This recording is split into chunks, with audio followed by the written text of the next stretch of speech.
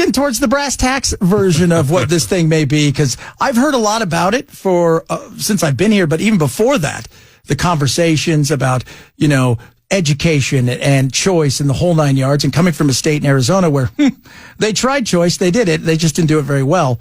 I've talked to several reps.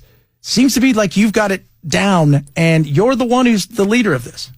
Well, among others. But yes, I appreciate that. We, going back to the tease we had before the break, what triggered all this was COVID. Yeah. When we closed the public schools and sent all the kids home to learn virtually.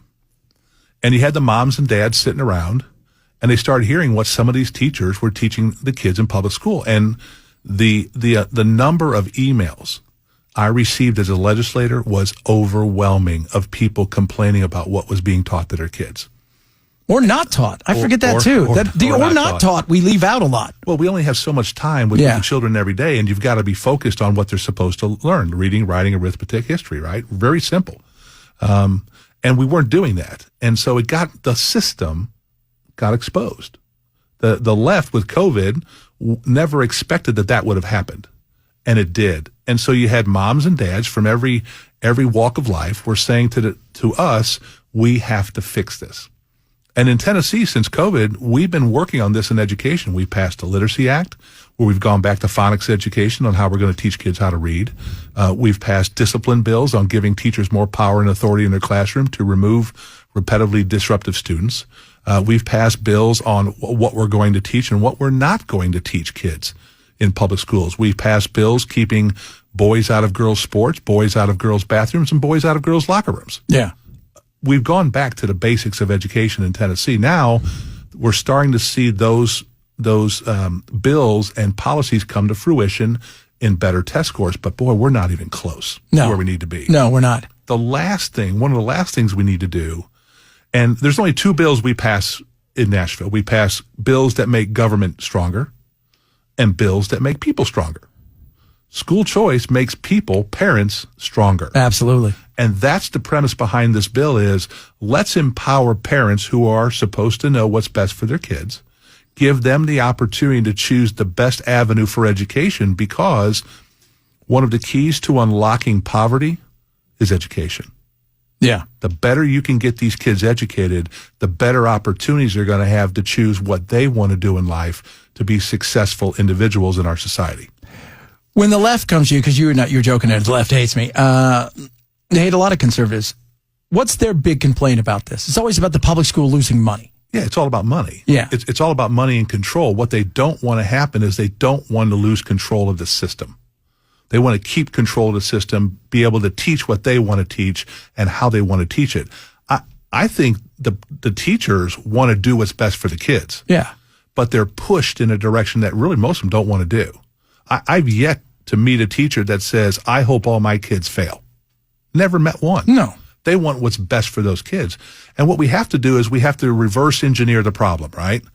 When you talk to higher education is telling me that this group of people coming out of public school right now, and for that matter, school in general, are so far behind that the remedial coursework classes that they're having to take in high school, in college, that I passed a bill, along with the help of the General Assembly, to give our four-year institutions the ability to do remedial coursework because our community college were being overwhelmed with it. It's embarrassing. How about this? Over 49% of the kids that take the ASVAB for the military fail it. You know what passing is for the ASVAB? Just showing up. 36. Breathing. 36 out of 100. That's passing on the ASVAB. And 49% of our high school kids that take it fail it. Why is that? Well, when you talk to college and universities, who do they point? High school. Yeah. Well, when you talk to high school, they talk to middle school, they talk to elementary, it goes all the way back. The system is failing our kids right now. We need to go back to the way we used to educate our kids, focusing on reading, writing, and arithmetic in early grade levels, building the basics and foundations step over step, year over year, so that when they get to high school, they can take the Algebra 1 or the geometry or the trigonometry or English Lit or biology and start to excel in those, so that when they go to college or a TCAT, community college for technology, or a community college, or how about this, serve in the military. Yeah. It's an honorable thing to serve your Absolutely. country. I just got back from Israel for a week. Everybody over there knows what it means to serve their country. Oh, Everybody knows. They do. And maybe we don't have that right now. And maybe we need to start working on letting people understand what fighting for a republic means. Yeah. Well, and it starts with education. Most people don't understand it. And, we don't ask them to. We don't even ask them to serve in a community sense anymore. Correct. I mean, in the military, obviously Israel, and it's everybody, by the way, in Israel. Same thing with Korea, right? Like Korea is the exact same way. You're going to serve at some point in time in the military. This is not a voucher. No, that's the thing. It's not a voucher. And when I talked to Jack Johnson, he's like, it's not a voucher. The money's got to be there. There's ways to get it. And it's not like, because Arizona, if you guys don't know, people got excited about Arizona. They were going to do this choice. And then they got basically sideways. Money was just what they thought they were going to spend quadrupled. And then all of a sudden they're upside down. Correct. And you guys said, okay, we're not doing that. Correct. We've learned from other states that have been successful and some that have not been so successful. The premise with Tennessee's school choice bill is that we're going to start out with 20,000 scholarships, right? It's $140 million. Our educational expenditures at the state is almost $12 billion. Let me say that again. We're going to spend $140 million on hopefully giving kids a better opportunity so that they can get a better education that suits their needs, versus we spend $12 billion in a school system that's failing the kids. Yeah. Okay, so tell me what's bad about that. The answer is nothing, right? And if it works, which we all pray it does, because who would pray against a kid getting a better education, right? Yeah. We all hope it works, because if it works, it can only expand 5,000 kids a year. That's it. If the money's there. And if they have spots. Yeah. Right? The thing that we're going to be challenged on in Tennessee is capacity. Do we have open seats enough to be able to handle all these kids that want to go to private schools? And yes, there's going to be a lot of kids in Tennessee that are going to want to go that there's no capacity for. We're going to need investments from these private schools like they had in Florida. Yeah. Or they had in Iowa, where when they passed school choice in Iowa, they built 36 new private schools. That's capacity. We got to have that investment in Tennessee. We've got to reach out to the diocese. Are you going to build more schools? The private Church of Christ, all the other ones, right? We need you to invest in education because we're investing as taxpayers in a better educated society. Talking to, I'm going to say your name wrong, but Cepicky. I'm trying to, Cepicky. Rep Scott Cepicky. I've been called worse, sir, and he'll answer sir, anytime. just say sir. That's what he said. So, I look at this, and as much as it is seems like a very conservative idea, the reality is, in the past, it has been the conservatives in the rural areas who aren't thrilled by this. That's true. That's true. I mean, capacity, right? Yeah. I'm going to give you an example, right? If you're down in Waynesboro, Wayne County, right, which is south, I don't even know where it is. Yeah. If you're down in Wayne County, the nearest private school is probably in Columbia, probably an hour away. That's a long drive for a kid to get to go a better opportunity. That's why we've got to figure out how we gain more capacity. Now, one of the things that Arizona did, which I don't like, is they allowed these pop-up schools to come up everywhere. Yeah, they did. That's not a good idea. No.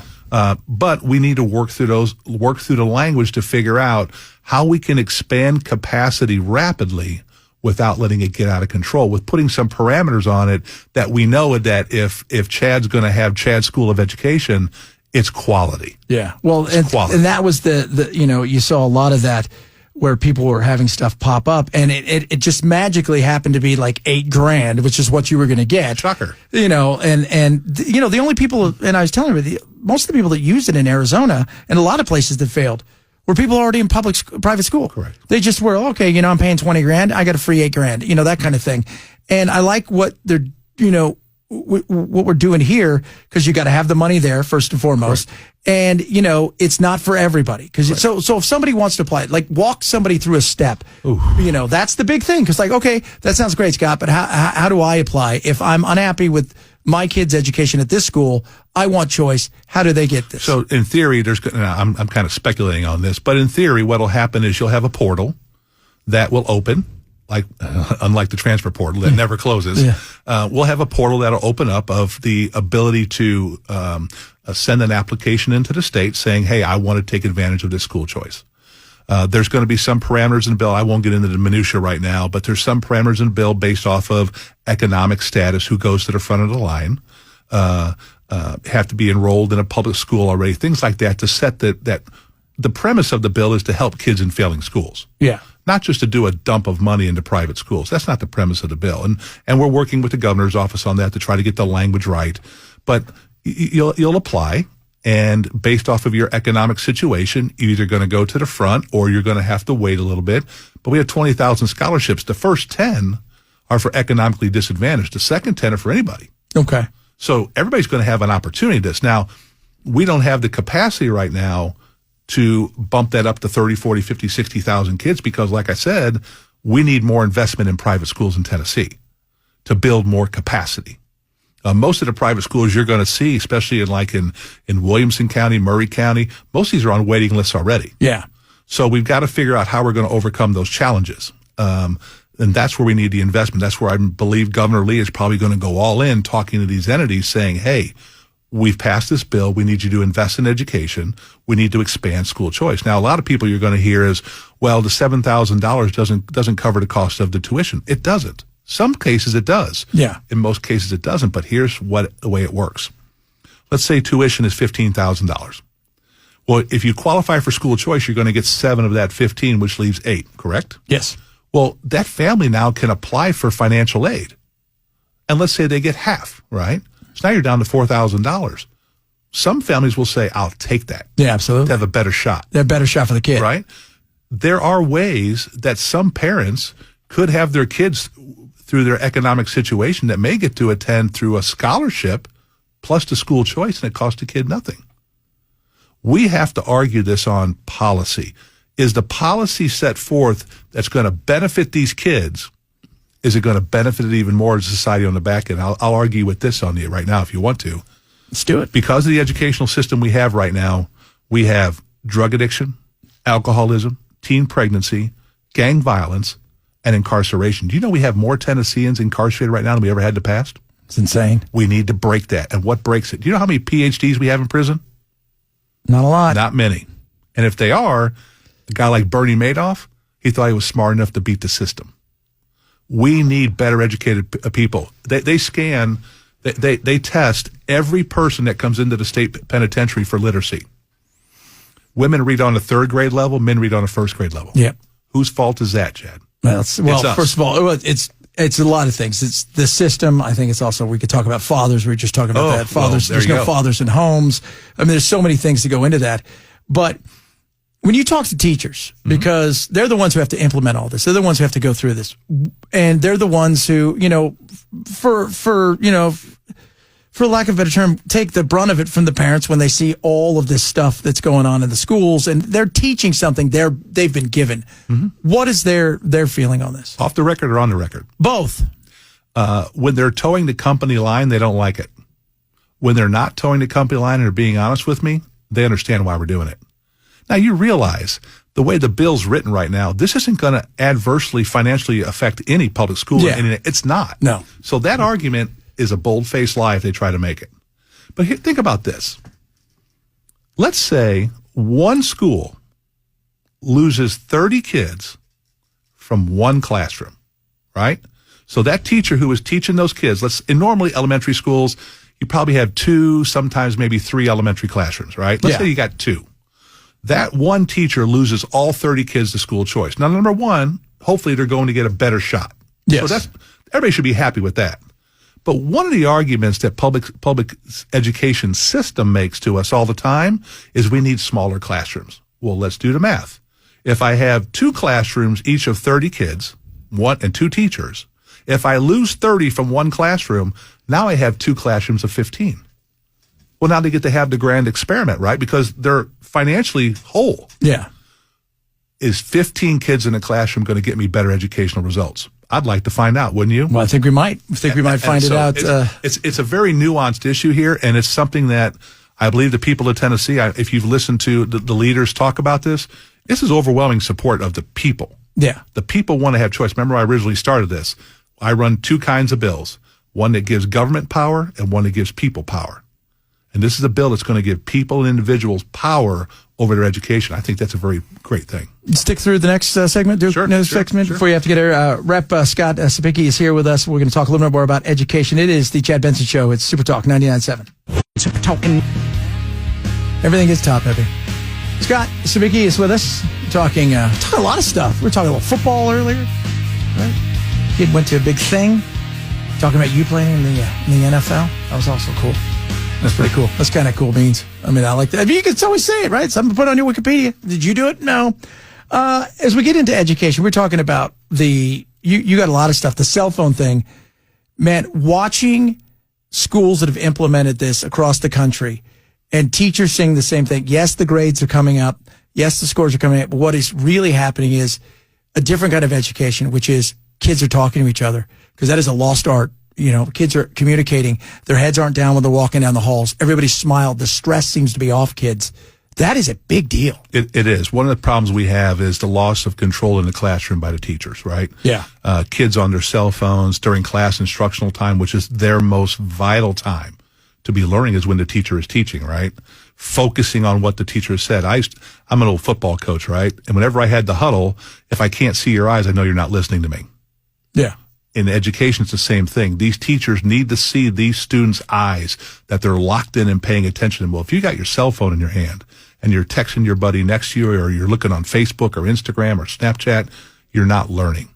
And so we're going to run a bill this year that requires a minimum that every district has to have a policy that during instructional time, cell phones are prohibited from the use of the students. Yeah, they just put them in those little bags. Put them in little bags. You're not taking them away. When I hear parents say, well, I need to get a hold of my kid. Why? Yeah, why? Okay, if there's an emergency, call the office. They'll be able to get a hold of them if it's that big of a deal. It worked when I was a kid. We didn't have cell phones. They're at school. Yeah. I know who's got them.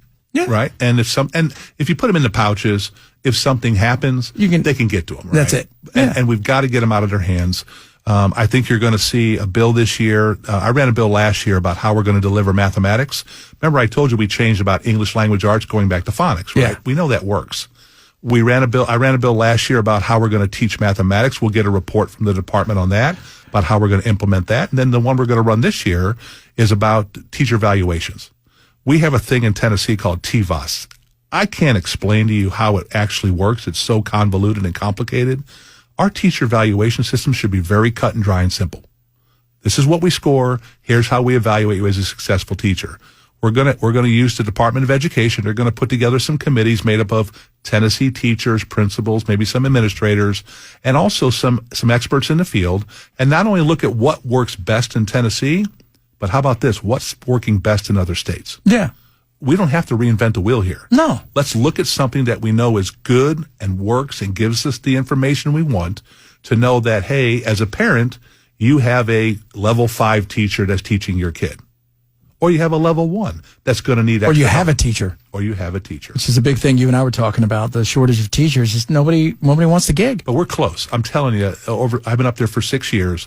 We have moved the needle so much in the last 6 years that we're really close to tipping this thing into favor of the system is going to start to work for the kids and empower the teachers to do their job that we pay them to do, is that's to teach the kids every day in the classroom on what they're supposed to learn so that they can show us at the end of the year on a test. We all take tests, right? That you That's what I hear. Everybody who's received a degree, you had to take a test. Supposedly. And you had to pass it. So we're going to be able to have our kids are going to know the information so they can disseminate that on a test, and we can grade the teachers accordingly, saying you're doing a great job. I have a quick question going back to the phone situation. The best analogy I can think of is going into Zanies and they make you put your phone into one of those little bags. Yeah. And so you keep your phone the entire time. It's just locked up and you can't use it. Would that be the same scenario for the students? We would give the districts, we would give the districts the option to do that. But in reality, what happens is, and you've seen them, these little racks that you hang on the back of a door that has maybe 30 little pouches. Oh, yeah. They walk in, when the teacher says, hey, let's go, they put it in their pouch and they go and sit down and learn. Gotcha. That's it. It's really simple. If there's an emergency, it's right there for the kids. But in an emergency, you don't want them looking for their phone. You want them paying attention to the teacher. Yeah. 100%. That's what they want. Yeah. And now after I think most of that's a parent thing, though. The emergency parents want to know because so many parents have tethered themselves to their children that they want to know they can get a hold of them all times. And I think a lot of that is more about parents than it is kids. They're at school. Yeah, they're with their teachers. They're with their principals. They're with their buddies. They're fine. Now, if there's a tragedy, we have things in place. Like you probably don't know this. We passed 2 bills in the General Assembly. One school safety grant. We provided money for every school, private and public, to put better security measures in place, better locks, better cameras, metal detectors, and the state of Tennessee now, public and private, we passed a bill that there will be an SRO officer in every school in the state of Tennessee. See? So you got nothing to worry about. So nothing that life can't happen, but the reality is it's so small. And if you're that worried about your kid not being able to get a hold of your kid, you'll be able to get a hold of your kid. We also did pass a bill that allowed teachers to carry if they go through the necessary training. There you go. So, Scott, Cepicky, thank you so much for coming on, man. We got to jump here, but I appreciate you coming on, and good luck. We'll see how this thing goes. You got it. Could be sooner rather than later. It is the Chad Benson Show. It's Super Talk 99.7.